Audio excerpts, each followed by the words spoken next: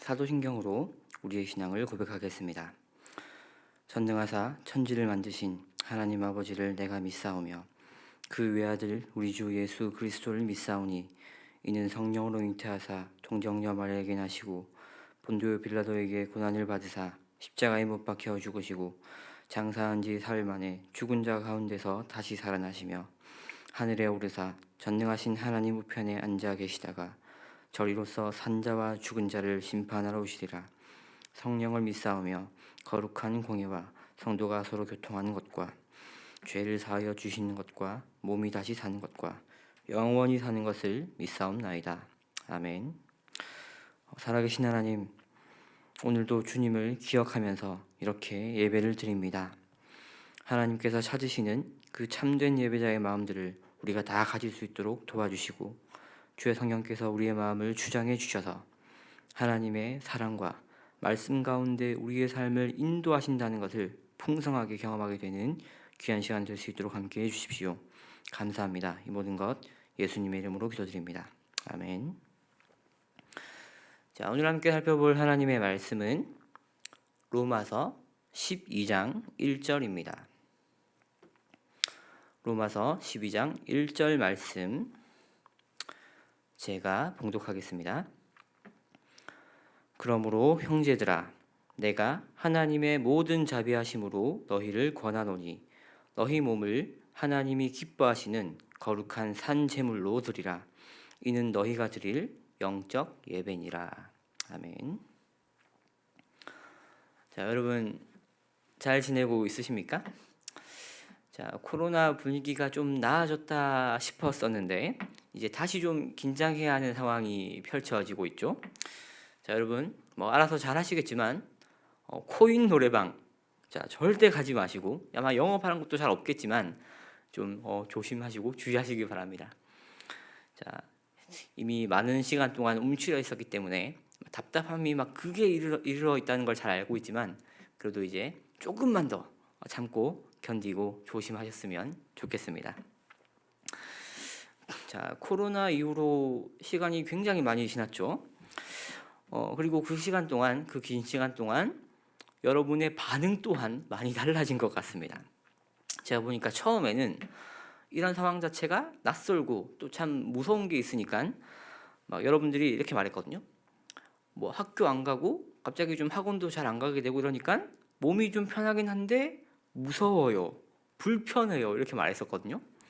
근데 시간이 좀 지나니까 이제 이러한 생활에 적응해버린 친구들이 한 명, 두 명 늘어나기 시작했습니다. 학교 안 가고 학원도 잘 안 가고 집에서 쉬니까 너무 좋은데요? 이렇게 반응하기 시작했습니다. 자, 근데 여기서 좀 더 시간이 지나니까 자, 성향에 따라 크게 두 부류의 학생들로 나눠지기 시작했습니다. 어떤 친구들은 도저히 답답해서 못 살겠어요. 저는 빨리 차라리 학교 가서 친구들 만나고 싶고 수업을 듣고 싶어요. 어떤 사람들은 이렇게 말하는 반면에 또 다른 사람들은 이거 딱 제 스타일입니다. 저는 원래 이제 평소에도 이제 집에 혼자 들어가서 나 혼자만의 시간을 보내는 것을 즐겼었는데 지금 현재의 생활이 가장 저에게 적합한 시간인 것 같아요. 오히려 당장 1주, 2주 후에 학교에 가야 한다는 게 큰 스트레스예요. 이렇게 말하기 시작했습니다.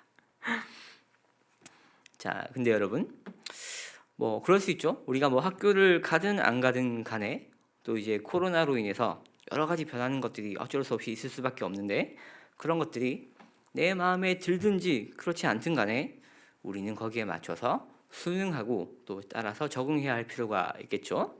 그런데 이러한 변화에 앞서서 이러한 변화에 그 모든 변화들이 가장 우선해서 우리가 먼저 생각하고 꼭 놓치지 말아야 할 것이 하나 있습니다. 그게 무엇일까요? 두 글자, 예배입니다. 예배. 자, 이제 조금씩 학교 현장 수업이 이제 정상화되고 있죠. 그리고 그것과 맞추어서 교회의 현장 예배 또한 조금씩 정상화될 것입니다. 자, 여러분 마음이 어떠십니까? 막상 학교에 다시 가려고 하니까 지금까지 누려오던 편안한 생활이 끝났구나 싶어서 아쉬운 마음이 좀 들었지 않습니까?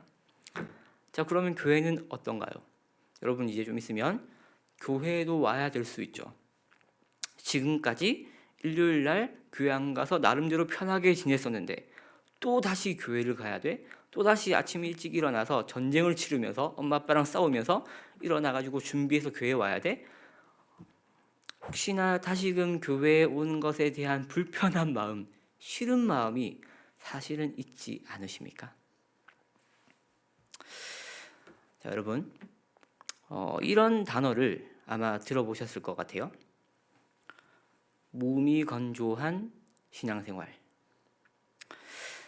하나님을 믿고는 있는데 사실 나한테 별로 좋은 게 없는 거예요.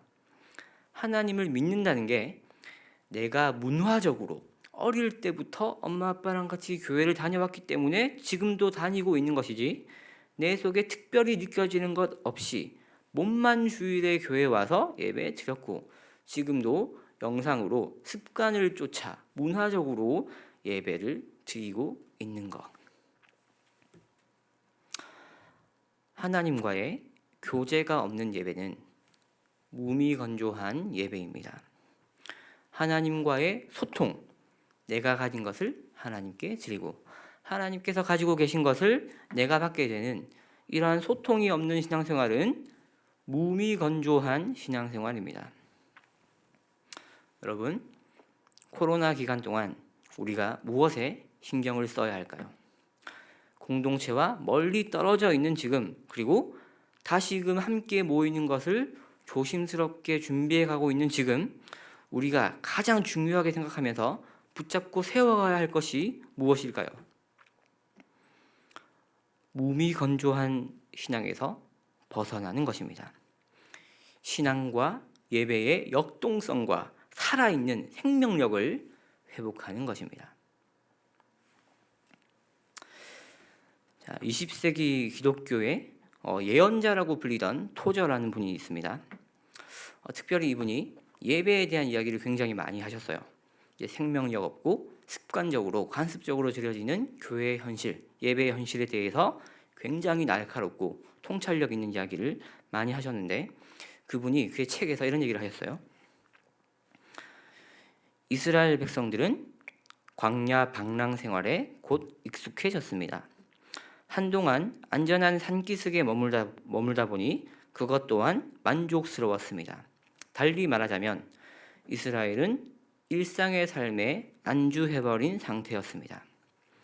그래서 하나님은 안주해버린 이스라엘, 당시 생활에 편안함과 즐거움을 누리면서 만족해하던 이스라엘에게 가셔서 이렇게 말씀하셨습니다. 이제 다른 곳으로 이동할 때가 되었다. 여러분, 이게 무슨 말이겠습니까? 나는 지금 여기가 너무 좋은데, 지금 현재의 편안함이 너무 좋은데, 그래서 지금 이 시간이 좀 계속해서 길게 지속되었으면 좋겠는데, 그때 그런 타이밍에 하나님께서 오셔서 말씀하신다는 거죠. 이제 너가 불편한 곳으로 갈 때가 되었다. 여러분, 이거 우리들의 입장에서 좋은 거예요? 나쁜 거예요? 사실 이런 생각이 좀 있지 않습니까? 사람이 좀 당연히 좀 쉬고 싶고 자고 싶고 평안하고 좀 누리고 싶은 것 아닙니까? 근데 하나님께서는 그거를 그냥 못 보고 넘어가신다는 거죠. 왠지 알아요? 잠언 6장 10절 11절 말씀. 좀 더 자자, 좀 더 졸자, 손을 모으고 좀 더 누워있자 하면 내 빈궁이 강도같이 오며 내 곤핍이 군사같이 이르리라. 여러분, 우리는 이러한 신앙의 태도를 나태함이라고 이야기합니다. 자, 몇 년 전에 이제 고신대 신원하 교수님께서 이제 성경이 말하는 7가지 죄에 대한 책을 쓰셨는데, 그 책에서 굉장히 크게 이제 성경이 다루고 있는 심각한 죄를 추려냈는데 그 중에 하나가 나태함이라는 거죠. 자, 사람들은 일반적으로 나태하다라고 하면 그냥 좀 몸이 굼뜨거나 아니면 그냥 움직이는 것을 귀찮아서 방 안에 계속 누워 있는 거, 이 정도로만 생각합니다. 하지만 교회가 정의해온 나태함이라는 것은 다른 것이죠. 마치 영혼이 질병에 걸린 것처럼 의욕과 생명력을 잃어버려서 움직이지 않고 그 자리에 머물러 있는 것, 아무것도 믿고 있지 않고 알려고 추구하지조차 않습니다. 내가 삶을 의욕적으로 살아야 할 이유도 없고 반대로 죽어야 할 이유도 없기 때문에 그냥 사는 대로 사는 거, 그냥 이 상태로 살아가는 거. 자, 어떻습니까? 사실 우리들의 마음 가운데 부분적으로 존재할 수도 있고, 아니면 우리의 어떤 주변 바운더리 가운데 실제로 이렇게 나태하고 게으른 사람들 많이 있을 수도 있죠. 하지만 이건 그냥 단순히 성격이 게을러서 그런 게 아닐 수 있다는 겁니다. 자기 관리를 잘 못하는구나 하고 그냥 간단히 넘겨버릴 만한 일이 아니라는 것입니다. 우리가 마땅히 창조주 하나님께 드려야 하는 시간과 에너지, 보여드려야 하는 모습과 섬김이라는 것이 있는데, 그것을 하나님께 올려드리지 않는 것, 이것은 영적인 나태함입니다. 자, 그런 의미에서 우리 모두가 코로나 이전보다 지금 좀 더 영적으로 부지런해지셨으면 좋겠습니다.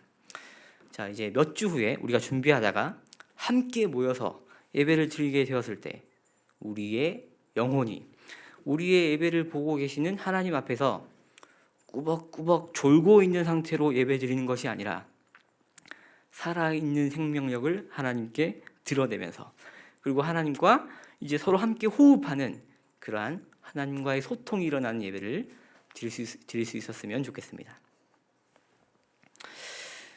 자, 우리가 영적인 나태함을 어떻게 좀 해결하고 극복할 수 있을까요? 자, 우리의 육체가 병에 걸리면 뭐가 필요하죠? 치료약이 필요합니다. 자, 그렇기 때문에 코로나 백신을 온 세계가 나서 가지고 열심히 개발하고 연구하고 있는 거죠. 자, 마찬가지로 우리의 영혼도 병에 걸리게 되면 적절한 치료법이라는 게 필요합니다. 나태의 치료법은 무엇일까요? 목적 의식과 소명으로 해결될 수 있습니다. 내가 무엇을 해야 할지 모르기 때문에, 그것이 얼마나 중요하고 가치 있고 위대한 일인지를 사실 내가 모르고 있기 때문에 미루게 되고 안 하게 된다는 거죠. 자, 여러분 지금 시험 기간이죠? 학교 가자마자 시험 쳐야 되잖아요. 그래서 막 더 가기 싫다면서요, 그죠? 자, 공부하긴 해야 되는데 하기 싫어요. 그러니까 우리를 공부를 결국엔 안 하게 되고 나중에 더 큰 스트레스를 받게 되죠. 나태도 공부랑 똑같이 이런 식으로 시작이 된다는 겁니다. 무엇을 해야 할지 목록은 머릿속에 있어요. 내가 알긴 아는데 하기 싫으니까 미루게 됩니다. 수학 공부를 해야 된다는 거 아는데 하루, 이틀, 한 달, 두 달, 3개월, 6개월, 1년 미루게 되면 어떻게 되죠? 수포자가 됩니다. 너무 당연한 말이지 않습니까? 포기해버리는 거죠. 왜죠? 도저히 그 부족분을 채울 자신이 없어서. 큐티를 해야 하는데, 말씀을 읽고 묵상하고 기도 생활을 해야 하는데, 믿음 생활, 신앙 생활을 열심히 해야 하는데, 하나님도 잘 예배해야 되는데 한 번, 두 번 안 하고 미루다 보니까 결국에는 신앙에 있어서의 자기 자신을 포기해버리는 거죠. 도저히 이 부족한 간격을 채워나갈 자신이 없어지는 거죠. 이것이 사실 우리들의 모습이지 않겠습니까? 그래서 이 모든 간격을 한 번에 채워줄 큰 은혜, 일회성의 은혜, 수련의 은혜를 여러분들이 좋아하고 또 어떤 면에서는 이런 마음 때문에, 이런 기대 때문에 기다리고 있는 것 아닌가요? 하지만 여러분, 다시 이야기하는데 나태함의 치료는 수련회에 있지 않습니다. 한 번 받게 되는 단회적인 은혜, 이벤트에 있지 않습니다. 한 번 경험하는 큰 은혜와 지금까지 내가 가지고 오던 하나님에 대한 여러 가지 의심들, 수많은 질문들에 대한 답변을 얻는 것으로도 이것은 해결되지 않습니다. 그렇다면 무엇이 이러한 우리의 나태함을 해결해 줄 수 있느냐? 소명에 있습니다. 내가 무엇을 위해 살아야 하는가?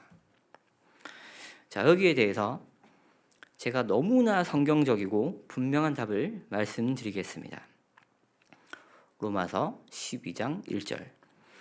그러므로 형제들아, 내가 하나님의 모든 자비하심으로 너희를 권하노니 너희 몸을 하나님이 기뻐하시는 거룩한 산 제물로 드리라. 이는 너희가 드릴 영적 예배니라. 여러분, 우리 모두는 예배를 위해서 부르심을 받았습니다. 다른 그 어떤 목적들도 이것보다 더 우선할 수는 없는 것입니다. 존 파이퍼 목사님은 이렇게 이야기했습니다. 교회의 궁극적인 목표는 예배이다. 여러분, 우리가 왜 모여야 할까요? 하나님을 예배하기 위해서. 교회가 왜 이 땅 위에 존재해야 하는 걸까요? 하나님을 예배하는 자들을 세우기 위해서. 우리가 선교와 어떤 여러 가지 어떤 섬김들은 왜 해야 하는 거죠? 온 땅이 하나님을 찬양하고 노래하고 예배하게 하기 위해서. 자, 코로나 때문에 사회가 변하고 또 적응을 하면서 우리의 생활들이 좀 정리돼 나가겠죠. 그러면서 기존에 없던 새로운 가치와 모습들이 생겨나게 될 것입니다. 그리고 또 반대로 기존에 원래 중요시 여김을 받던 것들이 더 중요하게 강화될 수도 있을 것 같습니다. 하지만 여러분, 가장 중요하고 본질적인 게 무엇인지, 결코 포기해서는 안 되는, 물러서는 안 되는 가치가 무엇인지 꼭 기억하고 계셨으면 좋겠습니다. 우리 모두는 예배를 위한 부름을 받은 사람들입니다. 공부와 성적이, 좋은 대학과 좋은 직장이, 내 육체의 만족과 편안함이 예배를 덮어버리지 않기를 소망합니다. 여러분이 바라고 추구하는 삶의 목표가 하나님을 예배하는 것보다 더 우선시 되어서는 안 될 것입니다. 여러분 이거 아십니까? 어제 큐티 모임에서도 한번 얘기가 나왔던 건데, 하나님의 복과 은혜라는 것은 하나님의 사람들이 받고 누리는 거예요. 이 어려운 말이 무슨 뜻인지 이해하십니까? 여러분, 의로운 자들이 하나님의 복과 은혜를 의롭지 않은 사람들보다 훨씬 더 크고 풍성하게 누리게 되어 있습니다. 성경에 기록된 이러한 의인을 향한 복과 축복들을 풍성하게 삶 가운데 누리고 경험하게 되는 저와 여러분이 다 되셨으면 좋겠습니다. 그러한 복과 은혜를 누리는 지혜는 성경이 말하고 있는 것처럼 예배하는 삶에 있습니다. 날마다 하나님을 예배하는 삶을 살아가고 그 일상에서 드리는 예배가 교회까지 이어져서 우리가 함께 모이게 되었을 때 하나님께서 정말 진정으로 기뻐하시는 그러한 예배 잘 드릴 수 있는 저희 형제부 되었으면 좋겠습니다. 기도드리겠습니다. 살아계신 하나님, 우리에게 있어서 가장 중요한 것은 하나님을 예배하는 것입니다. 이 땅에서의 우리의 기반이 무너지고 흔들릴 때마다 계속해서 우리가 다른 것들을 찾고 추구해 나가지만 혼란 가운데서 가장 중요한 것이 무엇인지를 깨닫고 알게 되고 그 예배를 날마다 세워나가기 위해 노력하고 애쓰는 저희들 다 될 수 있도록 함께하여 주십시오. 감사합니다. 이 모든 것 예수님의 이름으로 기도드립니다. 아멘. 자, 잠시 광고 있겠습니다. 자, 임원단들이 연락 계속 할 거예요, 여러분. 그래도 이제 뭐 다는 아닌데 이제 몇몇 임원단들이 저희 좀 칭찬해 주세요 이러더라고요. 자, 너무 잘하고 계신 것 같아요. 그리고 이제 사실 이제 연락을 계속 좀 받고 챙긴다고 하지만 서로 간에 지칠 수 있는 시기라는 거 잘 알고 있습니다. 하지만 뭐 그렇게 길게 남지 않은 것 같아요. 우리가 함께 볼 수 있는 날이. 그렇기 때문에 조금만 더 끝까지 열심을 내어 주셔서 서로 배려하는 모습으로 먼저 연락도 좀 해주시고 또 기쁨으로 좀 이제 답도 좀 해주시고 이렇게 하셨으면 좋겠습니다. 자, 그리고 학교가 정상화됨에 따라 그 일정에 맞추어서 우리 예배도 정상화되겠죠?